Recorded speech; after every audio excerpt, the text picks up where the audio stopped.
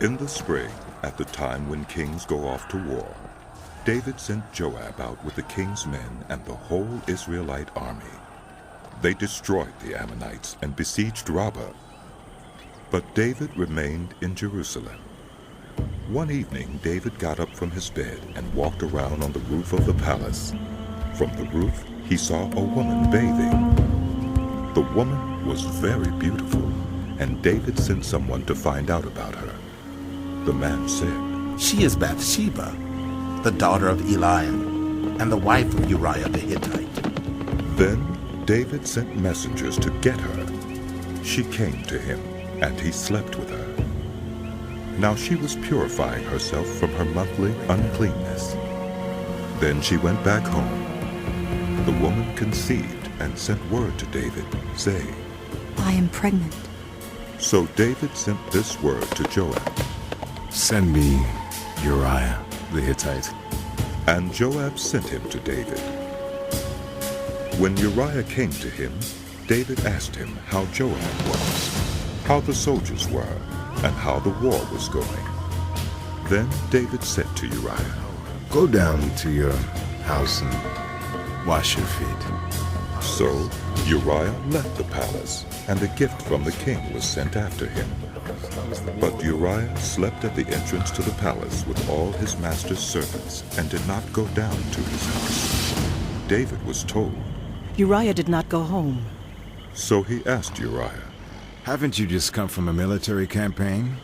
Why didn't you go home?" Uriah said to David, "The ark and Israel and Judah are staying in tents, and my commander Joab and my lord's men are camped in the open country. How could I go to my house to eat and drink and make love to my wife?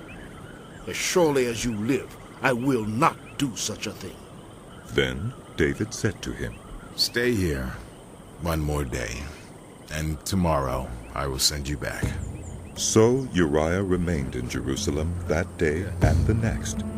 At David's invitation, he ate and drank with him, and David made him drunk.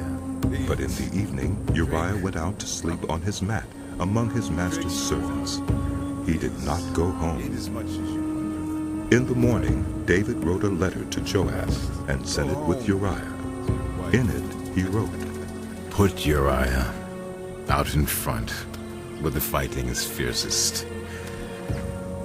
Then withdraw from him, so he will be struck down and die." So while Joab had the city under siege, he put Uriah at a place where he knew the strongest defenders were. When the men of the city came out and fought against Joab, some of the men in David's army fell. Moreover, Uriah the Hittite died. Joab sent David a full account of the battle. He instructed the messenger, "When you have finished giving the king this account of the battle, the king's anger may flare up, and he may ask you, 'Why did you get so close to the city to fight? Didn't you know they would shoot arrows from the wall? Who killed Abimelech, son of Jerubbesheth? Didn't a woman drop an upper millstone on him from the wall so that he died in Thebes? Why did you get so close to the wall?' If he asks you this, then say to him, 'Moreover, your servant Uriah the Hittite is dead.'" The messenger set out, and when he arrived, he told David everything Joab had sent him to say. The messenger said to David, "The men overpowered us and came out against us in the open, but we drove them back to the entrance of the city gate. Then the archers shot arrows at your servants from the wall, and some of the king's men died. Moreover, your servant Uriah the Hittite is dead." David told the messenger, "Say this to Joab. Don't let this upset you. The sword devours one as well as another. Press the attack against the city and destroy it." Say this to encourage Joab.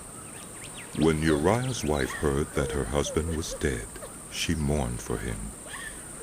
After the time of mourning was over, David had her brought to his house, and she became his wife and bore him a son.